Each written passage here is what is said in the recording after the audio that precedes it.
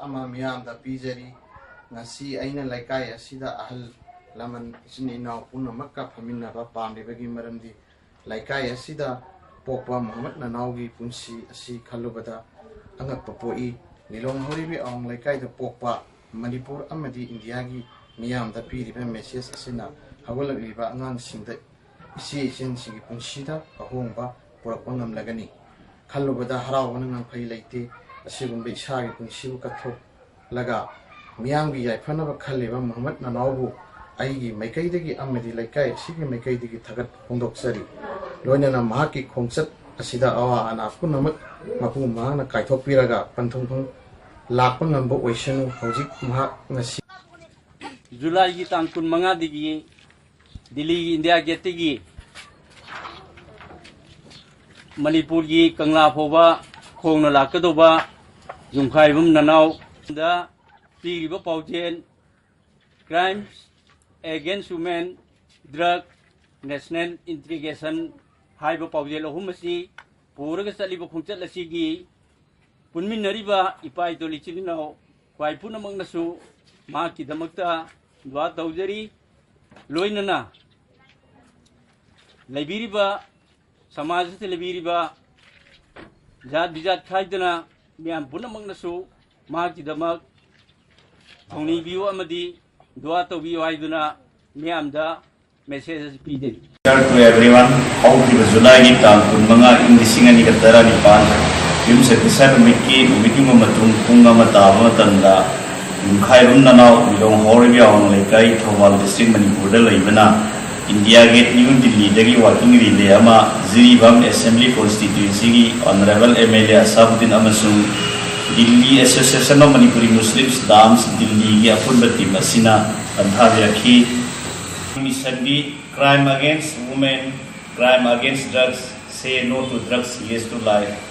Amasung national integration highway team asini mahak imphagi kangla pawala kani tamasigi nusijaraba kwai punamakna kapung phana sajok pinabiu amasung Nanao haibumbu thauna piu haijari loinana mahak kangla gi phalda Funglabadasu Recception gi thorom the Saruk Yabiu basu haijari ahak Islamic Lehazuddin Ashish Coordinator Integrated Development Organization amasung apunba aminariga team sinasi haiba team sigi member ngakam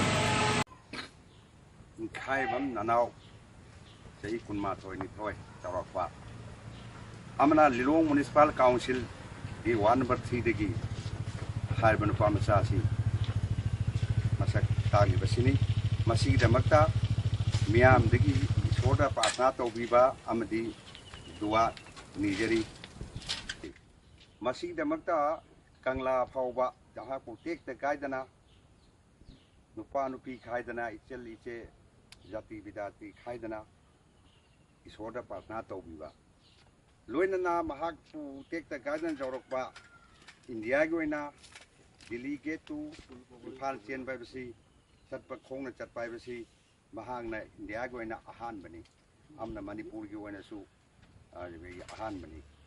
Highway figure Sida, Miam Punamana, Wato View, Loinana, Mahagasi, Kipandam D, Nupima Sasing da, Old neighbor, Amadin Pinchas and Old Naga Hato Patopa, Adumba crime.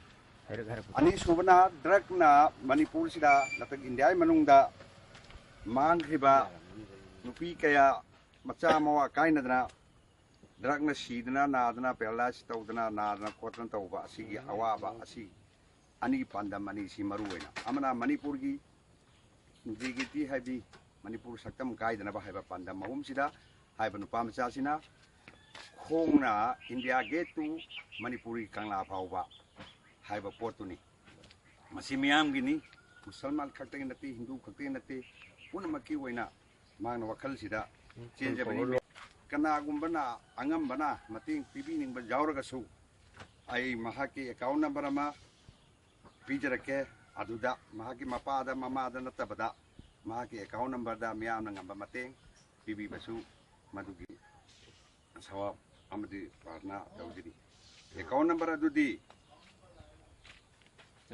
3675 467657 IFSC code number na CBI number 284611 amukan na ningsinggage account number si matang da 3675 467657 Evening, Umatlas Gidamak,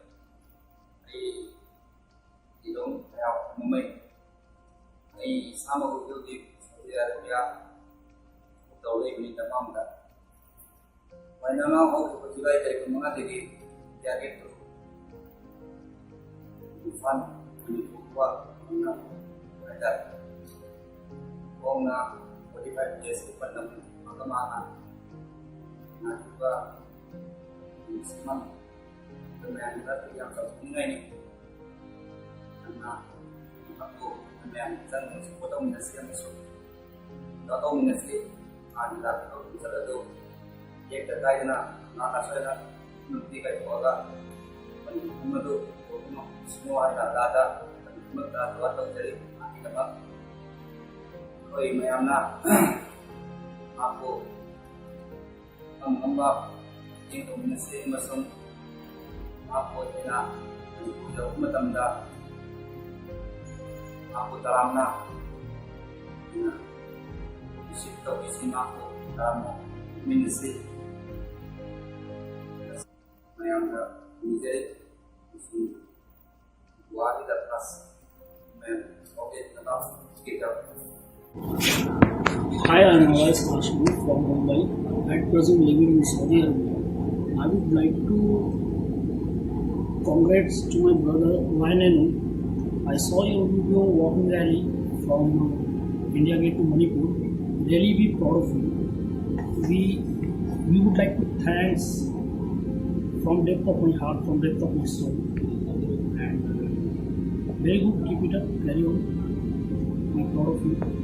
And I would like to say to everyone, to every Muslim, please make unity and go against to drug abuse or go against to crime against to women.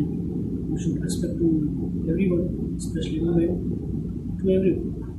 So, very good book. Clap for me. Thank you. Evening, Masahir Khan, from Nanao, Marine Awasing, Saudi Arabia, the hotel industry they took the jury. However, Tarikun Manga, the Horaga, why Nanao, Ilong Awang the Gate, Hamasat Kiba, Reliedu, the Venifu, Manga, the Pandan, and Mahanamani, Diligi, India Gate, the Gate, Manipu, Kangla, from Sakiba Fushadu, Lana Mahapo, whatever in Bisharam, Hapusan Bibo, when I am Punama, Hakitamat, the Dwata Minashan Lada. Tung darapada ikut momen Musliman di mai oinava, masuk tung darapada ikut meampu nama Allah yang nak kita hidayat lapi nama, dan nama hak kita mungkin doa tu minasi. So wish you all the best, Muhammad Nanao. So I will pray for you, Allah. Wish you all the best for you. Hi, I'm Muhammad Jafar Siddiqui. I'm from Kushinagar, Uttar Pradesh. Currently, I'm in Saudi Arabia. Awareness wise, why Nanao? Crime against women, drug abuse, national integration, long life, why Nanao? Assalamualaikum. I Muhammad Laskar Singamayong. I get from Nanao Kong Mamay. I sama Saudi Arabia tamam da ini. I get in Manasna Saudi Arabia. Riyadh ini, ini punna teman betul lah. Wai Nanao, saya belum Nanao, ilmu orang nak kait dari ba, mak Gidamak, lada, dua tahun ni, mak lada ni bukan sedadu. Dia terkait dengan lana, saya ngang kaya lagi, saya nak biraga, mak sedih ba. ꯈꯣꯡꯆꯠ ꯑꯗꯨ ꯃꯥꯏ ꯄꯥꯛꯅ ꯑꯃꯗꯤ ꯄꯟꯊꯨꯡꯐꯝ ꯌꯧꯕ ꯉꯝꯕ ꯑꯣꯏꯍꯟꯕꯤꯌꯨ ꯍꯥꯏꯅ ꯑꯜꯂꯥꯍꯗ ꯃꯇꯝ ꯈꯨꯗꯤꯡꯃꯛꯇ ꯗꯨआ ꯇꯧꯖꯔꯤ ꯃꯍꯥꯛꯅ ꯊꯝꯂꯤꯕ ꯄꯥꯟꯗꯝ ꯑꯍꯨꯝ ꯑꯗꯨꯗꯤ crime against women ꯍꯥꯏꯕꯗꯤ ꯅꯨꯄꯤ ꯑꯣꯏꯕꯁꯤꯡꯗ ꯄꯣꯠ ꯅꯩꯕ ꯔꯦꯞ